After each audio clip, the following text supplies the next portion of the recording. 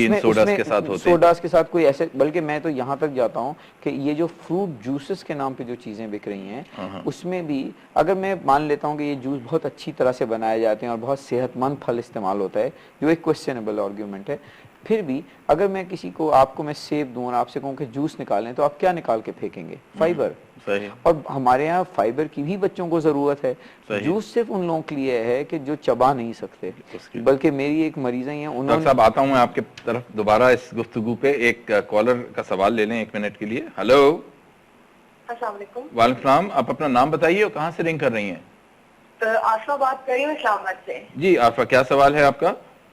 जी doctor साहब, मेरा question ये है कि आजकल मार्केट में जिस तरह बहुत सारे रेडी टू ईट फूड्स होते हैं छोटे बच्चों के लिए, राइट, और मतलब उनको नाम दे दिया जाता है कि जी इसमें व्हीट एंड राइस है या इसमें राइस एंड हनी है, राइट, तो जैसा कटलेट टाइप होती है वो नहीं, उसके अलावा जिस आप डिस्पोजेबल फॉर्म में वो बेसिकली अवेलेबल होते हैं, Right. बड़े बड़े ब्रांड्स हैं। सही। क्या वो बच्चों को देना ऑन रेगुलर बेसिस उनकी हेल्थ के लिए अच्छा है या वो सही नहीं है? I think it's a very good question, Doctor. I think this is an increasingly common issue. अब देखें, उसमें कई चीज़ें प्रैक्टिकल भी हैं जिन्हें हमें उस तरह से लेना चाहिए। अगर एक कंपनी मुनासिब है, मुस्तनद है, तो बाज़ दफ़ा मैं तो ये बड़े आसानी से कह देता हूँ कि आप बच्चे को खिचड़ी खिला दें, लेकिन आपके लिए 2 चमची खिचड़ी बनाना एक 6, 8, 9 महीने के बच्चे के लिए एक प्रैक्टिकल इशू नहीं है।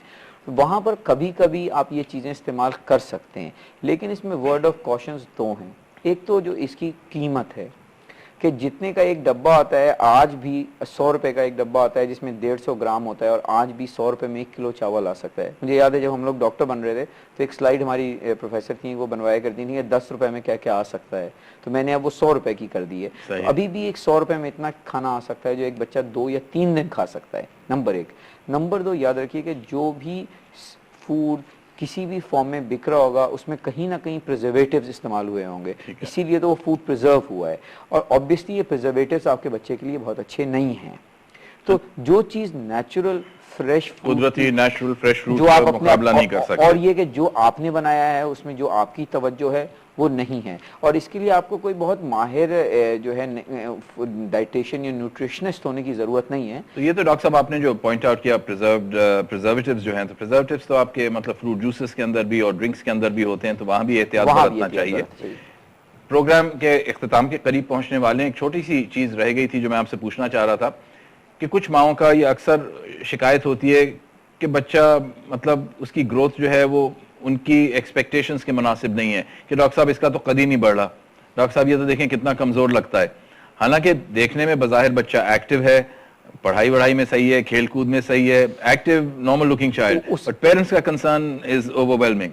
उसमें 2 बातें होती हैं। एक तो हमारे प्रोफेसर होते थे, प्रोफेसर बिल्लू साहब, वो फरमाया करते थे कि भोलू की माँ भी मुझे यही कहती है कि मेरा बच्चा कुछ खाता नहीं है। सही। लेकिन इसमें जो चीज़ है वो ये कि अगर आप अपने मालिज के पास इस मसले से चली जाएं तो एक सेंटाइल चार्ट्स होते हैं जिसमें हमें एक एवरेज देख रहे होते हैं कि आपका बच्चा कहाँ है, तो उसमें हम आपके उम्र के हिसाब से होते हैं, तो उसमें हम उम्र के हिसाब से वज़न और कद दोनों चीज़ें प्लॉट कर सकते हैं, और उससे ये बात पता चल जाती है कि आपका बच्चा सही ग्रो कर रहा है कि नहीं। हाँ, अगर उसमें वो ख़तरे के लकीर से नीचे है फिर उसको तवज्जो की ज़रूरत है, फिर उसको इन्वेस्टिगेशन की ज़रूरत है कि ऐसा क्यों हो रहा है। एक बात। सही। दूसरी बात यह है कि ये इस बात को भी याद रखिएगा कि पाकिस्तान में एक थर्ड वर्ल्ड भी है, एक फर्स्ट वर्ल्ड भी है, और फर्स्ट वर्ल्ड में अभी रिसेंटली एक कॉन्फ्रेंस में जाना हुआ था, वहाँ पर अमेरिका में इस वक्त 5 में से 3 बच्चे मोटापे का शिकार हैं। तो मोटापा भी एक मर्ज है। उस दिन एक रिसाले में देखने का इत्तेफाक हुआ कि उन्होंने दिखाया कि वो 10 महीने का बच्चा है और उसका वजन इनॉर्मसली बिग है और बड़ा खूबसूरत बच्चा है। वो खूबसूरत बच्चा नहीं है, वो ओबेसिटी की तरफ जा रहा है। It is a disease. मोटापा भी एक बीमारी है जो बचपन से शुरू हो सकती है। मुख्तलिफ अमराज उससे वाबस्ता है, दिल का, गुर्दे का वगैरह वगैरह। इसमें सबसे इंटरेस्टिंग चीज़ जो अब रिपोर्ट हो रही है वो हमारी ज़बान में से मूडी कहा जाता है, यानी कि maturity onset disease, diabetes of young people. और वो ऐसा हो रहा है कि 14-15 साल के बच्चों में उस तरह की डायबिटीज़ रिपोर्ट हो रही है जो पहले 45-50 साल के उम्र के लोगों में टाइप 2 डायबिटीज़। तो उसके बारे में भी ख्याल रखना है कि हमने अपने बच्चों को एक सेहत, जैसे आप कह रहे थे ना, बच्चा एक्टिव है, खेलता है। एक बात और कद के हवाले से, ये कद बड़ा इंपॉर्टेंट चीज़ है। देखें, अगर आपका माँ बाप का जो भी कद होगा, बच्चे का कद उसके तनासुब से होता है। सही। जो भी फैमिली की एक स्ट्रक्चर है बच्चे का उसके हिसाब से होता है। तो इन चीज़ों, बल्कि इसका एक और तरीका होता है, अगर आप मालिक से मशवरा करें कि अगर आप माँ की और बाप की हाइट निकाल लें तो उसी प्लॉट पे प्लॉट करके आप बच्चे की भी एक प्रोजेक्टेड हाइट निकाल सकते हैं कि इसकी हाइट एंड यहाँ तक होगी। उसमें बड़ा लंबा गैप होता है कि 8.5 सेंटीमीटर ऊपर से लेके 8.5 सेंटीमीटर नीचे तक जा सकता है। मसला ये होता है कि मतलब अक्सर माएँ खास तौर पे जब थोड़ी मतलब मायूस हो जाती हैं कि बच्चे की क़दामत वो नहीं है कि जो कि वो चाह रही हैं, तो फिर वो डाइटरी सप्लीमेंट्स और ये एनर्जी ड्रिंक्स और ये सारी चीज़ें ये भी सारे सेहत के लिए मुज़िर हैं। देखें, जहाँ तक एनर्जी ड्रिंक्स का सवाल है तो वो तो इतनी मुनासिब चीज़ नहीं है। बाज़ चीज़ें ऐसी हैं, जैसे बाज़ माएँ आती हैं कहती हैं उनका बच्चा दूध नहीं पीता है और अगर वो उसमें कोई फ्लेवर डाल दें तो वो पी लेता है। तो कुछ चीज़ें ऐसी हैं, कोई हरज नहीं, उसमें कोई ऐसा हरज नहीं है कि आप फ्लेवर डाल दें। लेकिन अगर बुनियादी तौर पर आप एक बैलेंस डाइट दे रहे हैं, वही आपने जो तिकोन की बात की कि उसके अंदर कार्बोहाइड्रेट्स, प्रोटीन्स और फैट्स एक मुनासिब मिकदार और आमेजिश के अंदर हैं, और दूसरा कि कोशिश ये करें कि कुदरती नेचुरल फूड्स पे हो रादर देन के आर्टिफिशियल फूड्स पे हो, और बिल्कुल नया पैदा हुआ बच्चा है तो उसके लिए सबसे बेहतर चीज़ माँ का दूध है और उसका कोई नेमुल बदल नहीं है। मेरे ख्याल से अगर ये 3-4 बड़े मैसेजेस आज चले जाएं तो वी विल थिंक कि this was a successful discussion.